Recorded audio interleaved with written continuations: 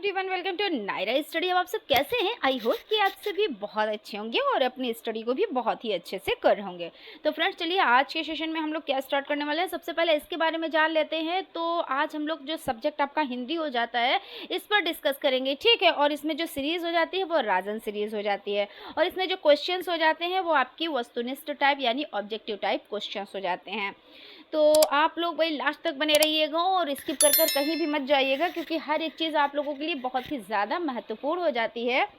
तो बिना टाइम को वेस्ट किए हुए चलते हैं फर्स्ट नंबर के क्वेश्चन पर। वैसे तो सीरीज़ के अकॉर्डिंग 40 नंबर का क्वेश्चन है, लेकिन आज के सेशन के अकॉर्डिंग 1 नंबर का क्वेश्चन हो जाता है। क्वेश्चन है, बिहारी सर्वश्रेष्ठ कवि थे भक्ति काव्य धारा के, रीतिकाल के, आधुनिक काल के, प्राचीन काल के। तो क्या है, बिहारी जो हो जाते हैं वो रीतिकाल के हो जाते हैं। किसके हो जाते हैं? तो रीतिकाल, यानी कि बा ऑप्शन आपका राइट है। और अगर बात की जाए बिहारी जी की, तो बिहारी सस्सई नामक एकमात्र ग्रंथ की रचना की, जो श्रृंगार, रस, नीति और भक्ति के दोहों का सुंदर संग्रह है। भिक्षुक में प्रत्यय देखिए, उक है या इक है या अक है या उत है। तो हमने बताया था प्रत्यय यानी कि पीछे, तो इसमें उक यानी भिक्षुक, उक है ना, तो छोटा ऊ और का ये आपका राइट हो जाएगा। और अगर बात की जाए भिक्षुक में मूल शब्द क्या है, तो मूल शब्द हो जाएगा भिक्षु। क्या हो जाएगा?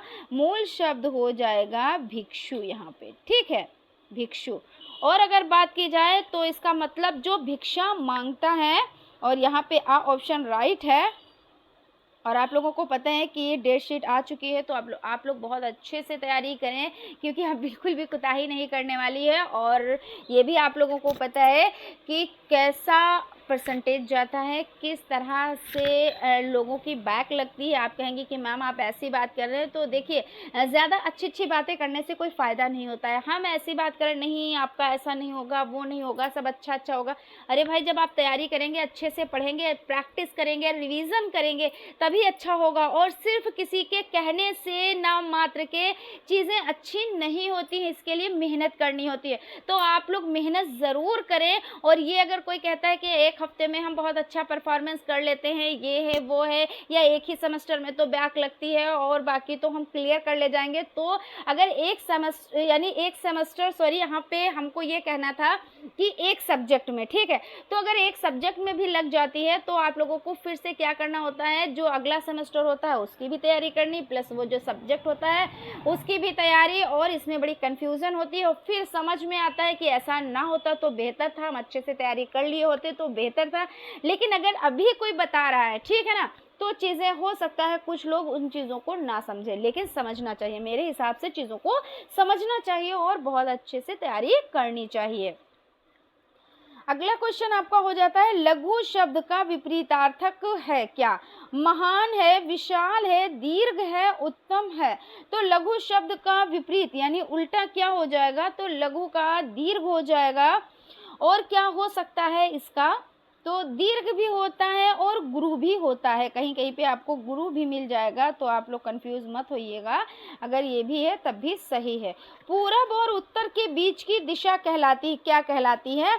वातायन कहलाती है, ईशान कहलाती है, वायव्य कहलाती है, क्षितिज कहलाती है। तो पूरब और उत्तर के बीच की दिशा जो हो जाती है वो ईशान कहलाती है। और अगर बात की जाए तो वास्तुशास्त्र में एक महत्वपूर्ण दिशा इसको माना जाता है, किसको? उत्तर और पूरब के बीच की दिशा को। ओठ का तत्सम शब्द क्या है? तो घृत है, घट है, ओष्ठ है, अंगुली है। तो ओठ का जो तत्सम हो जाता है वो ओष्ठ हो जाता है। और पत्थर का पर्यायवाची है क्या? शिलाखंड, गिरी, चोटी, इनमें से कोई नहीं। तो पत्थर का पर्यायवाची जो आपका हो जाएगा, तो 45 नंबर का जो क्वेश्चन है वो आपका शिलाखंड हो जाएगा। और पत्थर की क्या क्या पर्यायवाची हैं? तो पाषाण भी कहते हैं, पाहन भी कहते हैं, प्रस्तर भी कहते हैं, उपल भी कहते हैं और अश्म भी कहते हैं। ये सभी एक पत्थर के पर्यायवाची हो जाएंगे। और राजा का पर्यायवाची क्या है? तो राजा का सेनापति है, या नृप है, या किसान है, या मंत्री है। तो राजा का पर्यायवाची की अगर हम बात करें, देखिए नरेश भी होता है, ठीक है, महिपति भी होता है, अवनीश भी होता है, नरपति भी होता है, नरेंद्र भी होता है और महिपाल भी होता है। तो यहाँ पर क्या है, तो इतने में से कोई आपको मिला ना, देखिए तो यहाँ पर 46 नंबर का जो क्वेश्चन है वो नृप हो जाएगा, ठीक, नृप। और क्या क्या है, तो नरेश, महिपति, अवनीश, नरपति, नरेंद्र और महिपाल हो जाएंगे। रचना का अर्थ है निर्माण, सजाना, नवसृष्टि या ये सभी। तो रचना का क्या हो जाएगा, 47 नंबर का जो क्वेश्चन है, तो इसमें हो जाता है निर्माण भी है, ठीक, सजाना भी है, ठीक, नवसृष्टि भी है। तो इस तरह से ये सभी हो जाएंगे। और अगला क्वेश्चन है कौन सी वर्तनी शुद्ध होगी, त्याज, त्याजय, त्याज्य, त्याजय, क्या होगा, कौन सी वर्तनी शुद्ध होगी। इस तरह के क्वेश्चंस भर भर के एग्जाम में पूछे जाते हैं। एक देखिए, एक श्रृंगार आपका हो जाते हैं, एक उज्जवल हो जाता है, एक कवित्री हो जाता है, और ये आपका देखिए यहाँ पे ये भी पूछ लिया गया। तो ये आप लोग बिल्कुल तैयार कर ले अच्छे से। तो इसमें कौन सी वर्तनी शुद्ध होगी, तो यहाँ पे हो जाएगा आधा ता और या में आ की मात्रा और आधा ज और या हो जाएगा, ये राइट है, यानी इसकी वर्तनी शुद्ध है।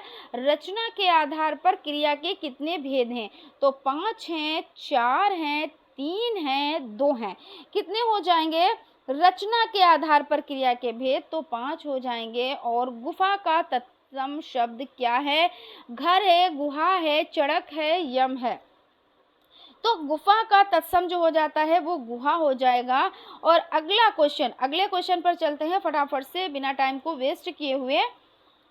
आज थोड़ी सी आप लोगों को ये चीज़ तो होगा कि हाँ डेट शीट आ गई है भाई, और कुछ लोग तो बड़ा टेंशन में हो जाते हैं। तो उन लोगों से हम ज़रूर कहेंगे आप लोग टेंशन में बिल्कुल भी मत होइए, क्योंकि जब आप लोग ना अच्छे से पढ़ेंगे और बिना कुछ मतलब नेगेटिव थॉट लाने ही नहीं ना माइंड में, मेन चीज़ ये है कि जब हम नेगेटिव हो जाते हैं तब दिक्कत वहाँ पे आ जाती है।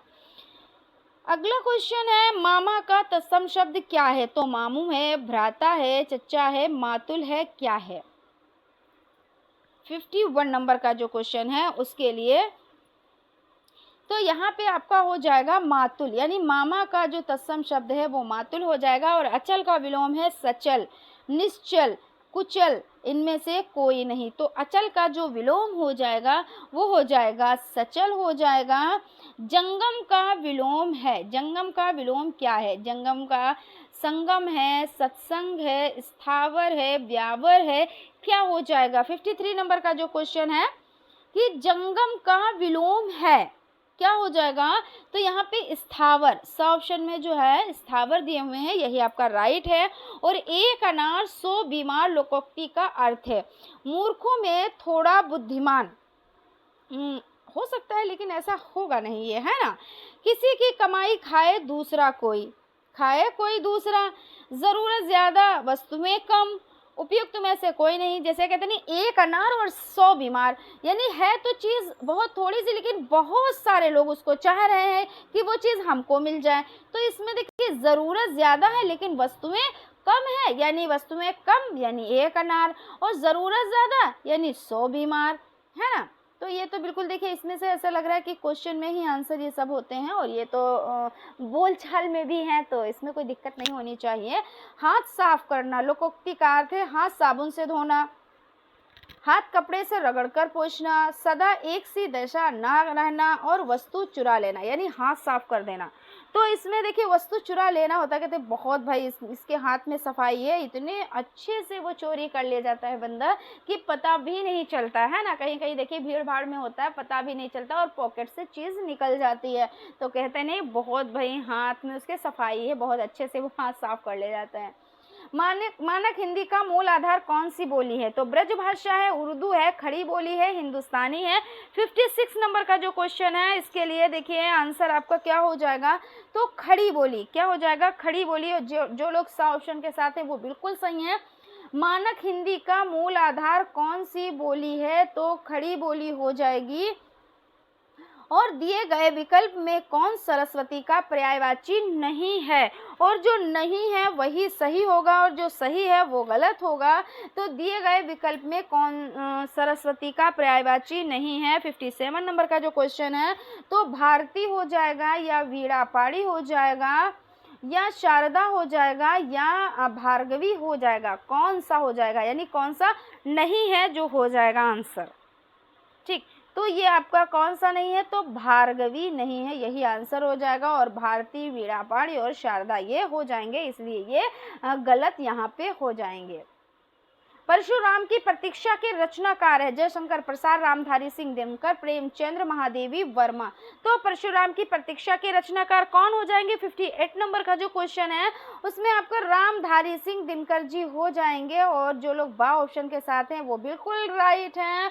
और प्रत्येक शब्द में प्रयुक्त उपसर्ग, प्रत्येक उपसर्ग यानी आगे, उपसर्ग यानी आगे और प्रत्यय यानी पीछे। तो प्र है, प्रत्यय है, प्रति है, एक है, क्या हो जाएगा, तो प्रत्येक शब्द में जो प्रयुक्त उपसर्ग है वो प्रति हो जाएगा। और शुद्ध वर्तनी का चयन करें, शुद्ध वर्तनी का चयन ज्येष्ठ, ज्येष्ठ या जेठ या ज्येष्ठ। देखिए इसमें ज्येष्ठ में आधा जा या में एक ही मात्रा, और छोटा वाला जो सा सपेरे वाला होता है वो आधा दिए हुए और ठा है। और यहाँ पे देखिए आधा जा या में एक ही मात्रा, और पिछड़ी शाह वाला जो शाह होता है उसका आधा दिए हुए और ठा है, तो ध्यान दीजिएगा।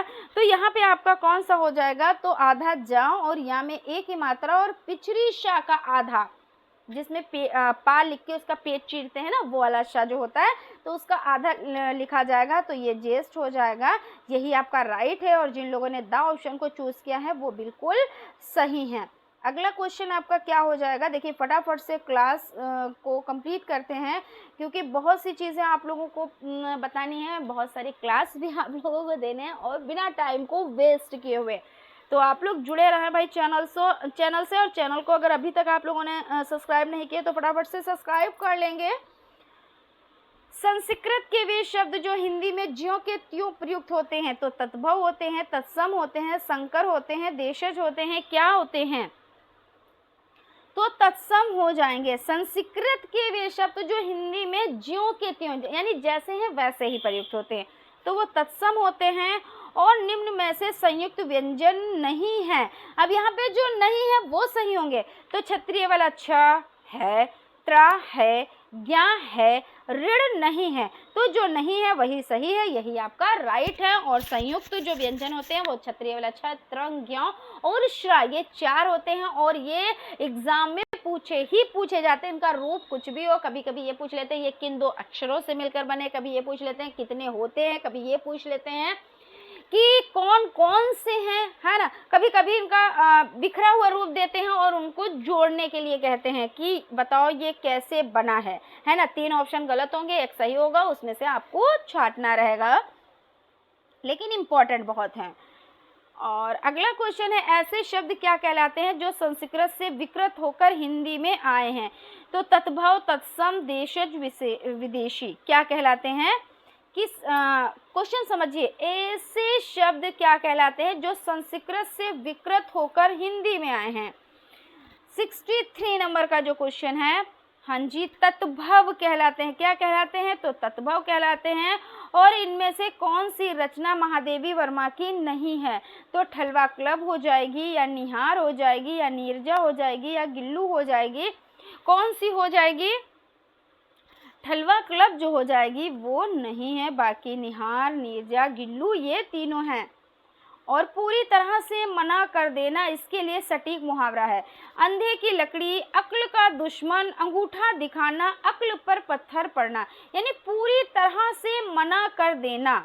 तो यहाँ पे एक ही देखिए है जो अंगूठा दिखाना, कहते नहीं उसने तो भाई अंगूठा दिखा दिया, मेरा ऐसा काम था या ज़रूरी काम था और उसने मेरा काम नहीं किया, पूरी तरह से मना कर दिया, यानी उसने अंगूठा दिखा दिया। मधुशाला के रचयिता जयशंकर प्रसाद, महादेवी वर्मा, हरिवंश राय बच्चन, सूर्यकांत त्रिपाठी, निराला जी। तो मधुशाला के रचयिता जो हो जाते हैं वो हरिवंश राय बच्चन जी हो जाते हैं। और मधुशाला, मधुबाला, मधुकलश ये सभी इनके हो जाती हैं रचनाएं। और अध्यापन अधिगम प्रक्रिया का महत्वपूर्ण अंग है। तो अध्यापन जो अधिगम प्रक्रिया का महत्वपूर्ण अंग क्या हो जाता है, मूल्यांकन हो जाता है, मापन हो जाता है, छात्र हो जाता है, शिक्षक हो जाता है, क्या हो जाता है। तो जब आप बच्चे को सॉरी यहाँ पे बच्चा पहले नहीं बोलना था, जब आप शिक्षा देंगे, आप टीचर हो, ठीक है, आप बनने वाले टीचर हो, अगर बच्चे ही ना हो तो आप टीचर कहलाएंगे क्या, या आप टीचर हैं तो आप किसको पढ़ाएंगे। तो सबसे पहले बच्चे तो हो तभी तो आप टीचर बनकर पढ़ा पाएंगे ना। तो यहाँ पे क्या है, अधिगम प्रक्रिया का महत्वपूर्ण अंग छात्र है और शिक्षक भी है, कि अगर शिक्षक नहीं तो बच्चे को पढ़ाएगा कौन, लेकिन जब बच्चा ही नहीं है तो शिक्षक पढ़ाएंगे किसको।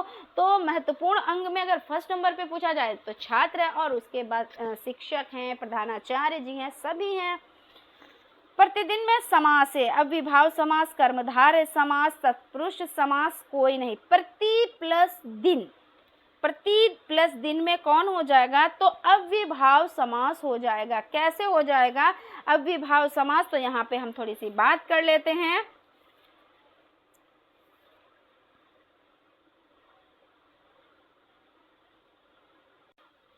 प्रति प्लस दिन में कौन सा है, तो अव्ययभाव समास। और अव्ययभाव समास में क्या होता है, अव्ययभाव समास में देखिए क्या होता है कि पहला पद अव्यय यानी उपसर्ग होता है और पूरा समस्त पद अव्यय की तरह वर्क करता है, और जिसका लिंग या वचन के अनुसार बदलाव नहीं होता है, और इससे समास में पहला पद क्या होता है, तो प्रधान होता है। इस तरह से प्रतिदिन में अव्ययभाव समास हो जाता है।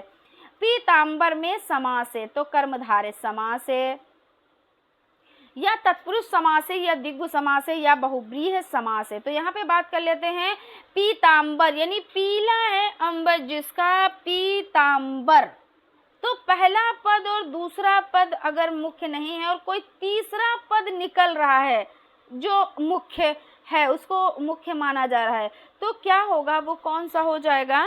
यहाँ पे हम बात कर लेते हैं 69 नंबर पर डिस्कस कर रहे हैं, है ना। तो वो कौन सा हो जाएगा, बहुब्रीहि हो जाएगा। और बहुब्रीहि में क्या होता है, अभी जो हमने आपको बताया कि पहला और दूसरा पद जो है वो मुख्य नहीं होता है, और उसमें क्या होता है, कोई और अन्य पद जो है वो मुख्य होता है, यानी किसी तीसरे पद की मुख्यता होती है, उसे बहुब्रीहि समास कहा जाता है। ठीक है, क्लियर है। और अगर हम बात कर लें तत्पुरुष समास की, तो तत्पुरुष समास में क्या है, जब इसको विग्रह करेंगे तो इसमें जैसे राजपुत्र यानी राजा का पुत्र, जैसे कोई है राजपुत्र तो यही तो कहेंगे ये राजा का पुत्र है या राजपुत्र है।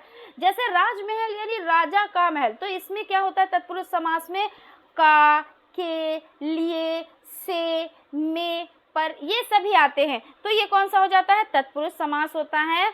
और इसमें क्या होता है, इसमें उत्तर पद प्रधान होता है।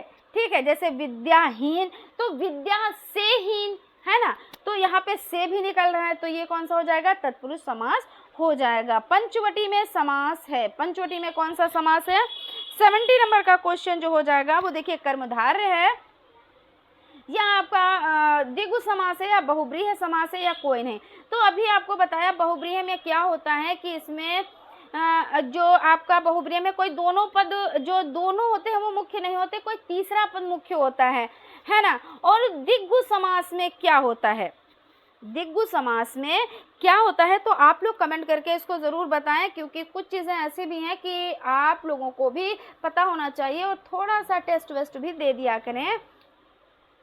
और बहुब्रीहि समास पर तो हो ही चुका है पंचवटी, पंचवटी तो देखिए क्या है, पंचवटी में द्विगु समास हो जाता है। ठीक है, और कमेंट भी आप लोग ज़रूर करें कि द्विगु समास अगर है तो क्यों है पंचवटी में। ठीक है, उसके बाद अगला क्वेश्चन है, ये आप लोगों के लिए देखिए वर्क हो गया थोड़ा सा, और बहुत ही इम्पोर्टेंट वर्क हमने दिए हैं आप लोगों को। अगला क्वेश्चन है, कामायनी के रचनाकार है। कामायनी के रचनाकार कौन है, जयशंकर प्रसाद हो जाते हैं, मीराबाई हो जाती है, कबीरदास जी और रसखान जी, कौन से हैं कामायनी के रचनाकार। कामायनी के रचनाकार हो जाते हैं जयशंकर प्रसाद जी, ये हो जाते हैं, यानी कि ऑप्शन आपका राइट है। और मनुष्यता में है, जातिवाचक संज्ञा है, या भाववाचक संज्ञा है, या व्यक्तिवाचक संज्ञा है, या ये सभी हैं। क्या है मनुष्यता में, कि मनुष्यता यानी ये भाववाचक संज्ञा है। क्या है ये, भाववाचक, यानी इसकी भावनाओं में जो मनुष्यता होती है, जैसे कोई रुचि ले रहा है तो इसमें मनुष्य में ये क्या है, ये भावना है, ये भाववाचक संज्ञा हो जाएगी। मनुष्यता तो ये भाववाचक संज्ञा हो जाएगी। पर्वत है, पर्वत क्या है, जातिवाचक संज्ञा है, व्यक्तिवाचक संज्ञा है, भाववाचक संज्ञा है, कोई नहीं है। तो पर्वत में क्या हो जाएगा, जातिवाचक, यानी इसकी जाति है। तो सभी जो पर्वत है, अब नाम तो नहीं लिया गया, उसकी जाति ही बता दी गई कि हाँ ये पर्वत है। अब कौन सा पर्वत है उसका नाम तो नहीं बताया गया, लेकिन पर्वत है, तो ये जातिवाचक। वायु का पर्यायवाची है हवा, पवन, अनिल, अरे ये तो सभी हैं, यानी कि ये सभी जो आपके हो जाएंगे, ये सभी आंसर दा ऑप्शन में है, ये राइट है। और तरुणी का पर्यायवाची है नौका, नदी, निडर, नारी। तरणी, तरणी का क्या हो जाएगा, तो तरणी का हो जाएगा नौका हो जाएगा। और तरनी का पर्यायवाची, देखिए यहाँ पे फर्क है, अड़ा गणित वाला तो इसको भी ना ही तरनी ऐसे ही बोलेंगे ना, और ये तरनी ना एक अड़ा वाला जो ये है, और ये तो फर्क है दोनों में। तरनी का पर्यायवाची नदी, नौका, दर्जा, दिन। आप देखिए यहाँ पे आपका नौका तो उस तरनी का जिसमें गणित वाला अड़ा लगा हुआ है, और ये जिसमें ना लगा हुआ है उसमें नदी हो जाएगा। ठीक है, तो ध्यान दीजिएगा, जिसमें गणित वाला अड़ा लगा है वो नौका है, और जिसमें ना तो नदी, तो तरनी ना, तो ना से नदी, ऐसे याद रखिएगा। ठीक है, और अगला क्वेश्चन है भित्ति का पर्यायवाची है, भित्ति का पर्यायवाची, तो दिन है, दीवार है, दर्द है, दुख है, क्या है। 77, तो भित्ति का पर्यायवाची हो जाएगा दीवार। देवेंद्र में संधि है, देवेंद्र में संधि क्या हो जाएगी, गुण संधि है, यड़ संधि है, वृद्धि संधि है, या अयादि संधि है। कौन सी संधि हो जाएगी, देवेंद्र में, देवेंद्र में। हाँ जी, 78 नंबर का जो क्वेश्चन है, तो इसमें कौन सी हो जाएगी, गुण संधि हो जाएगी। और अगला क्वेश्चन है 9 2 11 होना का अर्थ है, 9 2 11 होने का अर्थ क्या है, जोड़ देना, भाग जाना, गणितज्ञ होना, विज्ञान का जानकार होना। तो भाई बिल्कुल सिंपल सा है, 9 2 11 होना यानी भाग जाना। ठीक है, तो बा ऑप्शन के साथ जो लोग हैं वो बिल्कुल सही हैं। और आज की सीरीज का लास्ट क्वेश्चन है, ऊंची दुकान फीका पकवान का अर्थ क्या होता है, तो बाहर जाना, या अंदर आना, या बाहर दिखावा करना, या हार जाना।